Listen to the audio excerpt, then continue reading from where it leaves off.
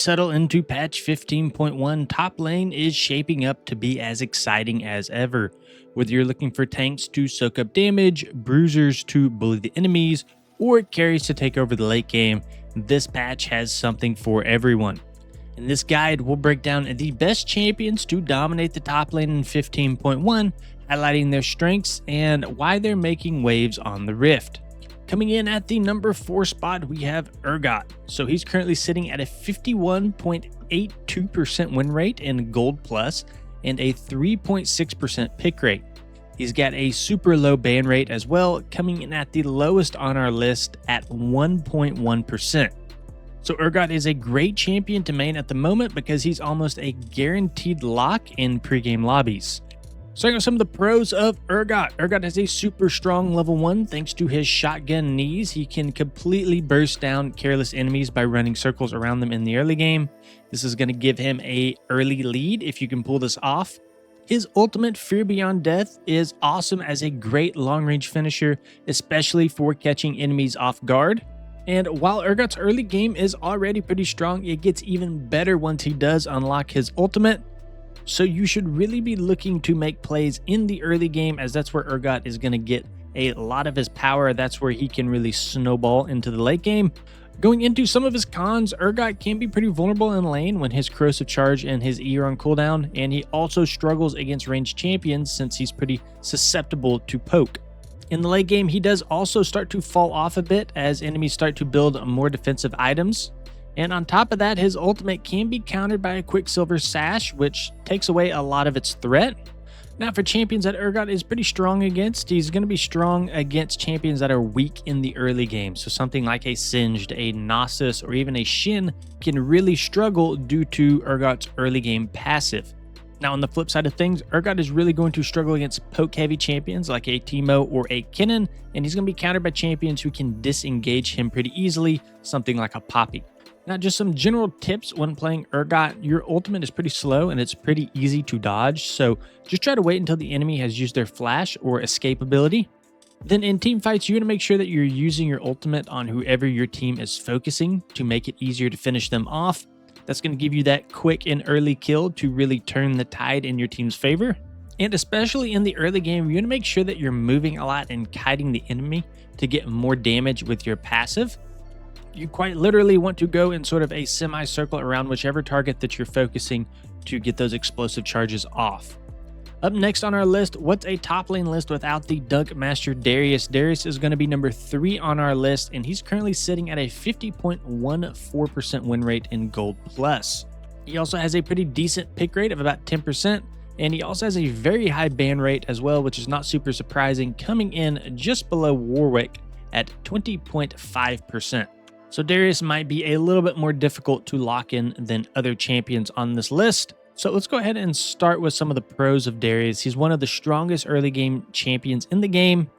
And one of the main reasons for this is due to his passive. This allows him to win almost every auto attack battle. And this is going to be exceptionally strong in low elo because in low elo, people are always looking to fight and trade. So in terms of pros, he's very strong early and he's going to be able to win for the most part any trade in top lane, especially once you hit level 6 and unlock your ultimate. So a very early game and a very aggressive champion to play. Now some of the cons of Darius is he's very easy to kite and he's not very mobile either. So any champions with dashes or a range advantage are going to be able to just dance around him pretty easily. And then another big con of Darius is he does fall off pretty hard in the late game. And if you're not getting your reset in those team fights late game, you do lose quite a bit of your power. So if you do find yourself in a late game team fight, make sure that you're trying to get that execute so that you can reset your ultimate. So he's going to be pretty strong against anybody who wants to fight him essentially. So any auto attack based champions, something like a Yasuo, a Trundle, or a Yone, just really anyone who wants to try to trade with him and also kind of considers themselves as a lane bully. Typically Darius can out bully them. And then Darius is going to be pretty weak against champions who can either 1 kite him or 2 poke him in lane. So something like a Cassiopeia can kite him, something like a Teemo or a Kennen can just really make it very difficult for Darius to get to them and get those stacks of his passive up. Some general tips if you do decide to pick up Darius is you want to auto attack before you W to get that auto attack reset in, so auto W auto. It is a pretty quick way to stack up your passive and your bleed. And his biggest weakness, again, is that he can be kited, so you typically want to be flanking on Darius in the late game and not just running directly at the enemy. So pushing the wave and kind of camping out and hiding in your enemy's jungle, and anybody kind of just walking in between lanes, you can pick them off pretty easily as Darius. And in terms of the laning phase, you want to make sure that you're going for longer trades over shorter trades in lane. Number 2 on our list, we did mention him earlier, is going to be Warwick. He's currently sitting at a super high 53.12% win rate in Gold Plus and a bit lower 3.3% pick rate. Don't get too excited though, because he does have a massive 22.4% ban rate at the moment. And a lot of that is because he's pretty solid in the jungle as well. Now, some of the pros with Warwick is his crazy sustain thanks to his Q. Now, since his Q scales based on the enemy's maximum health, it's really great top lane because of all the bruisers and the tanks that we see stacking health.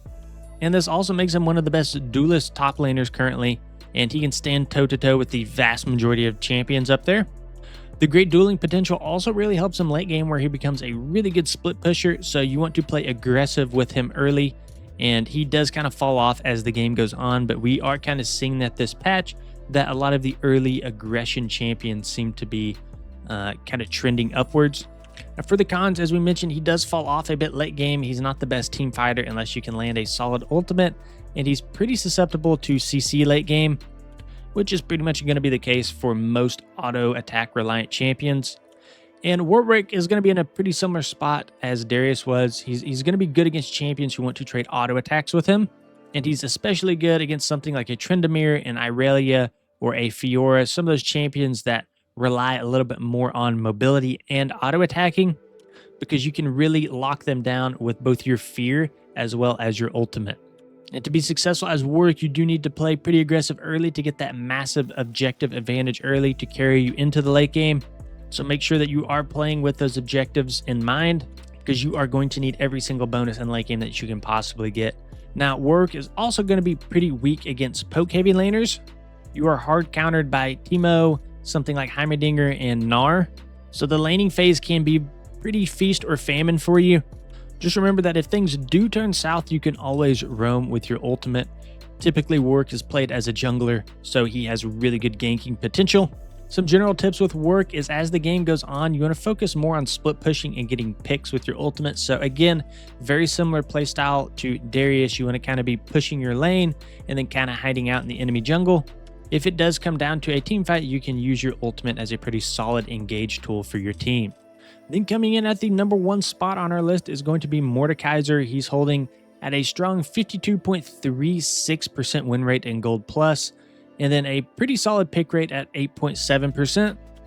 His ban rate is also on the higher side at 14.7%, but it's not the highest out there, so there's still a pretty good chance you can snag him in lobbies.